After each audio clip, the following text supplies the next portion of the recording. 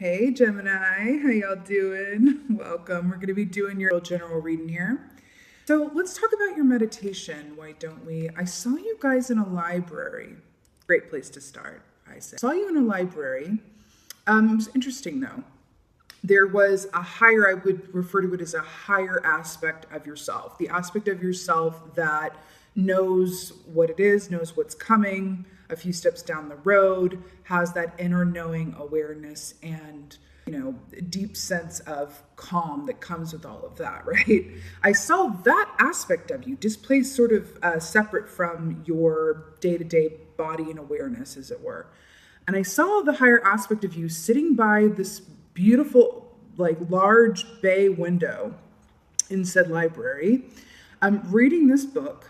And I got the feeling that this higher aspect of you knows exactly where your point of focus is going to be, where it wants to be, what's coming. And it felt very calm and self-assured without, nary a worry in the world. Just on the timer, right? 3 of Wands, 4 to energy. It's what it is.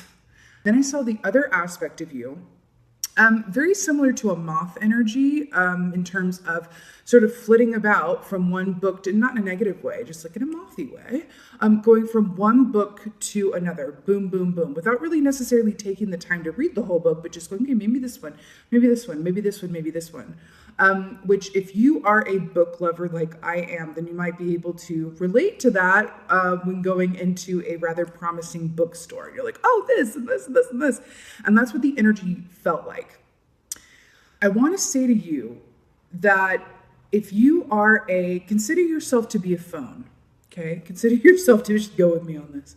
Consider yourself to be a phone. And consider your phone charger to be the now present moment that you are in. So deriving your charge, your energy, your life force from the now moment. And that whenever you project your energy too far in the future, or even worse in a way, in the past, back to the past, that can be engaging in worst case scenarios, thinking through what might, could, would happen if you do X, Y, Z, A, B, C, all of these things, right? Or thinking back to the past. What could be different now if I had done X, Y, Z, A, B, C? All of that depletes your battery life, okay? Your charge, your focus, your life force, the good feelings, the inspiration on how things are going to go and which way to go forward, right? And the best use of your time and energy, because it felt like an energy drain or energy displacement as well, that you're doing to yourself in some way, shape, or form. Now, that's not to say that your given circumstances, are not tiring or draining. I feel like that could definitely be for a good group of y'all. But there's an aspect of how can you counter that energy and not make it, more of a drain on yourself. There are things that can be done. And I'm feeling to say to you that it has everything to do with being the moment that you're currently in, right? That's the place that you're going to get your charge, your energy, and your life force from. The now moment as your battery charger. I'm here. Let's see where your animal energy is. Oh, God. Oh, it makes sense. Okay, Tower energy. Starting on a big note. Right, so here we have Panther for your animal energy here.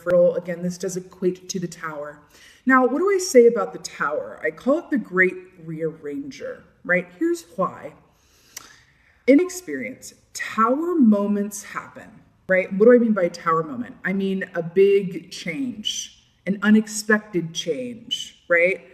Or even an actualization of something that you feared would happen happening, right? But it is a big change, often sudden, unforeseen, and not usually welcome. Sometimes it can be, but, not for nothing. Look at this Panther. It's usually, unwelcome in some way, shape, or form, even if that just means it's unexpected and changes things up, right? In experience, Tower moments happen when we have made more choices from fear than love and faith. Now, I know that sounds a bit like, oh, love and faith, next on Hallmark Channel. I get it. It sounds drippy, but that's what it is.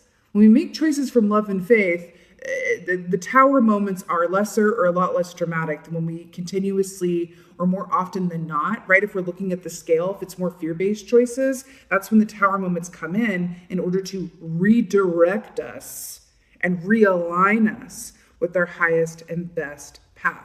Think about when something unwelcome happens. I'm not saying that unwelcome things are happening, but just follow me down this example. When unwelcome things happen, right? Do we often think like, oh man, like I said before, like what could I have done differently? Or, what do I do now? Situations like that. And then when they do pass and you're so grateful that they passed, you think, oh God, I'm going to do things differently now. Oh God, now that that's happened, I have a whole new perspective. That is the medicine of tower moments, right? So just think about that. You don't need the tower moment in order for you to access that state of mind, right? Of like now moment. How do I, right? You have up in the air here. Fascinating. Fascinating. So up in the air, this is very, it's a couple here looking at this hot air balloon. This is about questions. This is about things not being fully formed yet. So this is really interesting. Considering what I saw with the library and going book to book and going, I'm hearing Third Eye Blind. How's it gonna be? I'm hearing that, right? Up in the air, I'm really hearing with this, especially with like this hot air balloon imagery here, especially being the air sign that you are. Grounded in the present moment. It's not necessarily for you to know how things are going to be or how exactly things are going to turn out or exactly what you need to do to, like I said, ABC3 XYZ. You are being asked to ground into the present moment, link into that aspect of yourself that already knows what's coming and that all is well, right? And do try to enjoy the getting there and understanding that being exactly where you are in the given moment is the extent of your responsibility. Right now. Now, what do I mean by that?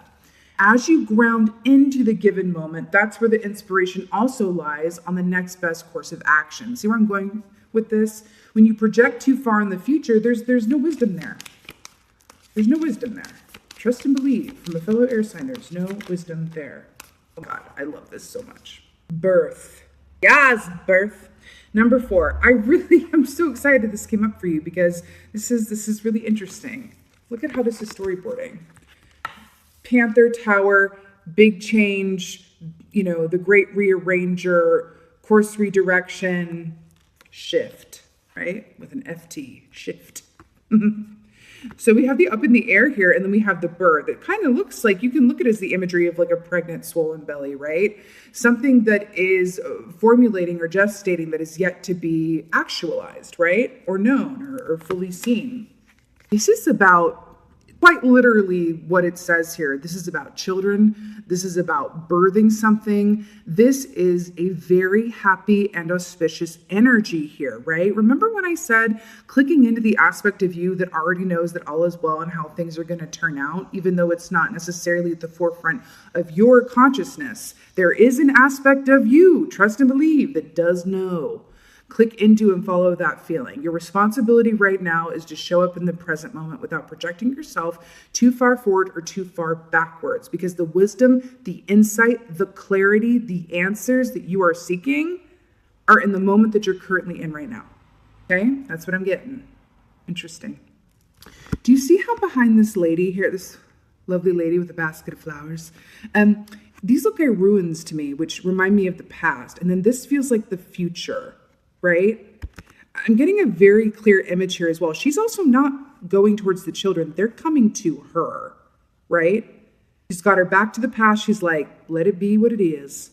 And then she is, by doing so, by being exactly where she is, right? Also, flowers represent, not just growth, but also cycles as well. You can't hurry up a flower. It just is what it is. And what do they say? Stop and smell the roses. Stop and smell the roses, right? Grounding into that present moment and doing so, getting all the information and wisdom and good feelings that you need. And in doing so also, that opens up your energy to a receptive place where the good and the birth and the newness and the happiness can come towards you because you are vibrational to it. When we project ourselves, in the future or the past, that can, more often than not, block us off from being a vibration to attracting what we desire, right? Because we're not minding our business. Our business is the present moment. Oh God. Wait a minute. That is really weird. Okay, real quick. This isn't your key, but it's on the bottom of the deck.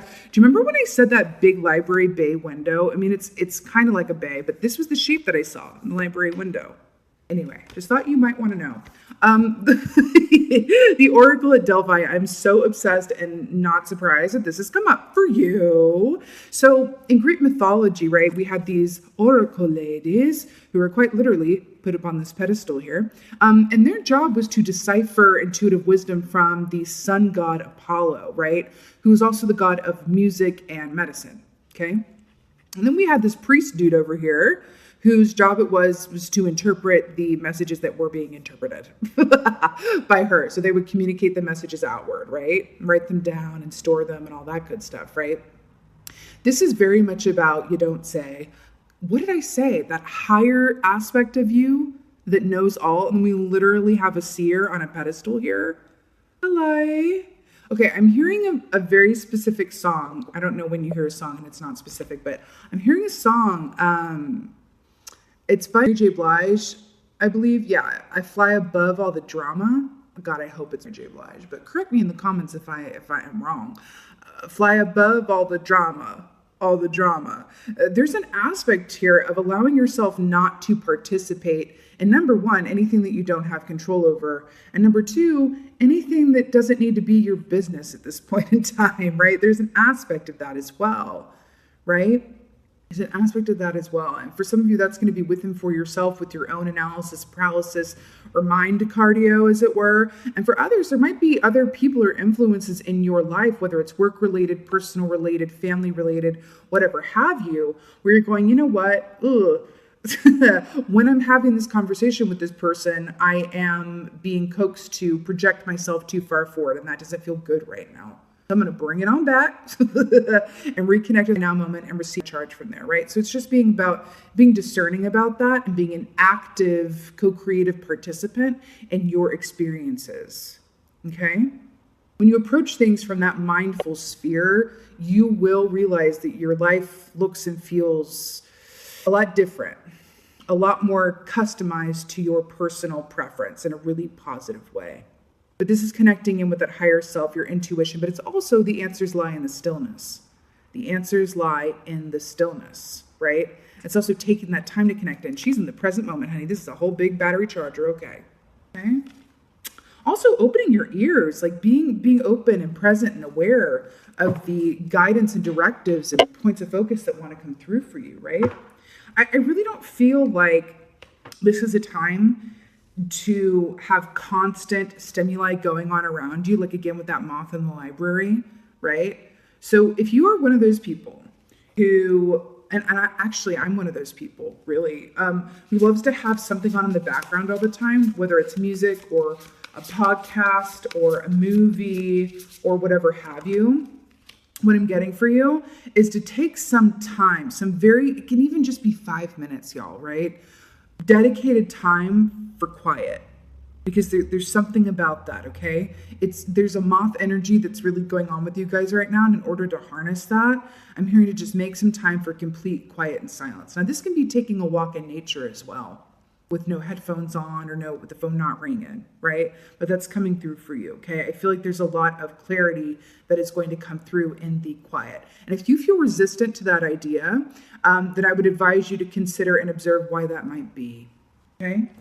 The Lovers coming up in your own reading. You know what I say, whenever, a sign gets their signifier in tarot form, this is a significant time period for you. You also have a major arcana here with the Panther and the Tower, right? Although I will say, and it's beautiful, this Panther, this Tower feels innately positive and highly constructive. Wonderful. Tower's not always negative, right? It's just significant. Beautiful. So Lovers, like I said, Gemini energy. Hello, hello, hello. You know what's interesting here? Do you see this couple here? And then you see this pair of swans. There is this dynamic energy of a partnership that I'm picking up on here. Now, I feel like for some of y'all, right? Because this is general, and so it will be different for different people.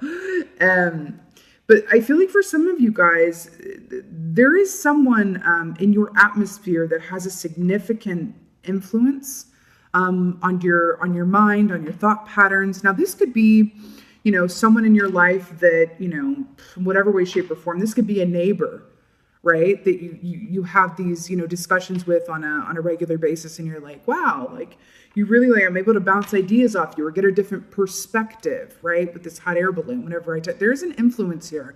I'm hearing a sounding board that is at your disposal that I would say absolutely feels, along with taking time for quiet, right? That feels really lovely. And if you think about it, when you engage in conversations with someone else and you are that sounding board, by doing so, what are you called to do when you have a conversation and you connect with someone? You're called to be in that present moment, right? If you're in a conversation with someone and you're thinking about the future or the past, then you're not really having a conversation with them. You're conversing with them for yourself. They're just there, right? Now, on the other hand, for those of you who this is more about you and your inner mind palace, as it were, Lovers, traditionally speaking, is about love-based choices or choices made from love. We've been talking about with this Tower energy that the Tower comes in when there have been more choices made from fear or lack mentality than love and faith and feelings of natural abundance, as it were, right? You're at a pivotal moment here. Where this is going to land and how this is going to go is still very much being formed. But this is the path to the positive outcome. This is the energy at play, and it's up to you whether or not or how you do participate in it. Okay? But you are being called to make love-based choices and come from a place of trust and alignment. Remember, Lovers as well is about inner and outer harmony. Remember how I was talking about it was a displaced aspect of you in the library that was sitting by the window reading the book and very calm and just with a slight smile on your face? And there's another aspect of you that was going book to book to book to book to book. And then we have the Lovers here with the two sides. It's your choice how you spend this time, right? I feel like one is rather exhaustive, might get you to the same place, but then another one is very restorative. It's up to you. Earth. Speaking of exhaustive, we have Seven of Wands here, right? Wands were the realm of the actions that you take, right? With birth. I mean, Seven of Wands, I always quote the songs. I always hear it whenever I pull this key of John Mayer, Bigger Than Body Gives Me Credit For, right? Because this is very much about understanding that in proportion to whatever obstacle come your way, you are larger, you are bigger, you are capable of surmounting them through diligence and faith, right?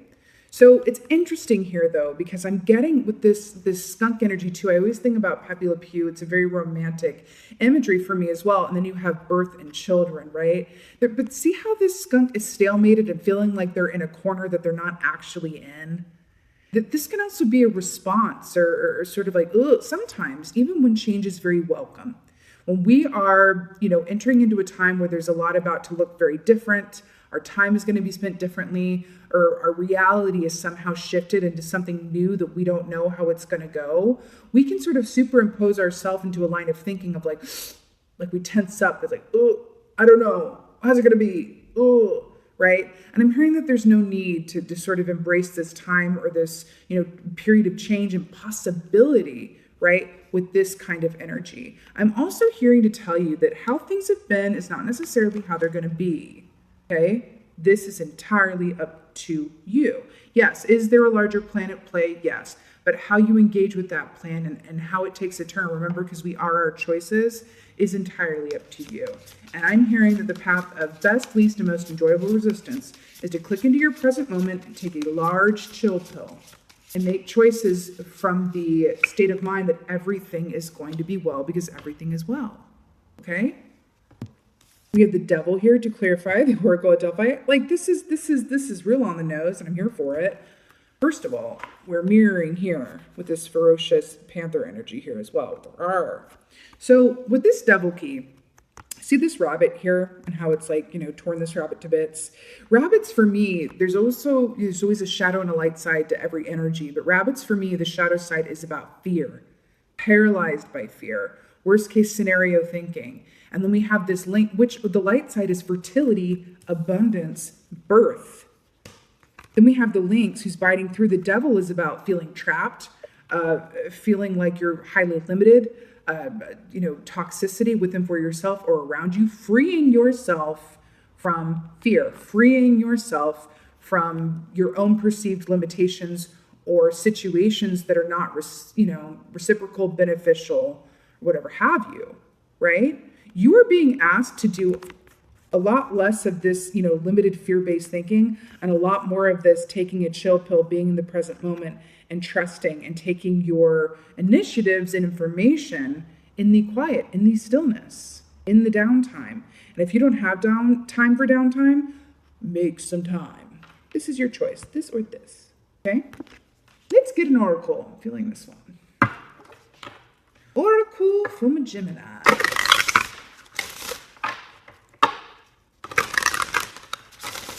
I'm getting a message about a time that's not right now, funnily enough. Beltane, which is, I believe, around first. Beltane feels significant, okay? Beltane is a time of reunion, passion, romantic feelings, partnership, alignment.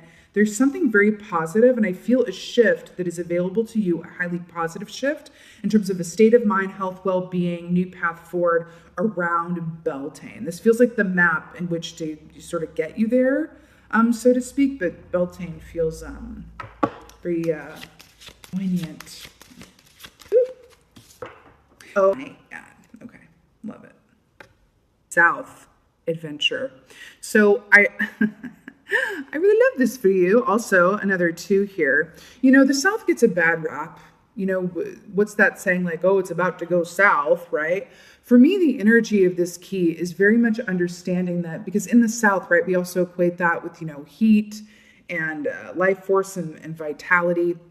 I'm hearing that also the South is asking you to not be afraid of change, right? To welcome everything that is within your highest and best good, right? You have facility around that, how you enjoy the time getting there. But also South adventure. We've been talking this whole time about not needing to know exactly how something is going to go in terms of the facts and details and finer points, but just trusting that it's going the way it's going, that it's meant to go. And clicking into that present moment in order to, get your fuel and your energy and your feel goods, right? This is quite literally that beautiful, lovely trope that is true and a cliche for a reason. It is really about the journey and not the destination. And you are being asked to engage within your own adventure space, right? And also look at this through the lens of, if I'm my own choose an adventure story, if I'm the own captain of my own adventure, then what happens is, in a lot of ways, choices are up to me. And I can choose to enjoy the getting there, even though I may not know exactly how it's going to go. If you were to watch, if you, never read the books, and you were watching, Fellowship of the Ring, and you just started it for the first time, and then before it started, you saw the last scene of The Return of the King, and you knew exactly how it was going to go, would you really want to watch it? Or watch it with the same sort of enthusiasm and excitement? Right? No, you're watching the beginning and just really happy that you're in that moment experiencing it. You don't want to know what's going to happen next. You want it to unfold naturally with the happy surprises along the way. And that's your ending advice here. Okay? Beautiful. Gemini, this is your general reading. I so hope that this helped and resonated with you. If so, please do let me know in the comments below. I love reading your comments. And with that being said, just thank you. Thank you so much for being here. And as always, and most of all, thank you for being you. And be well. Until next time.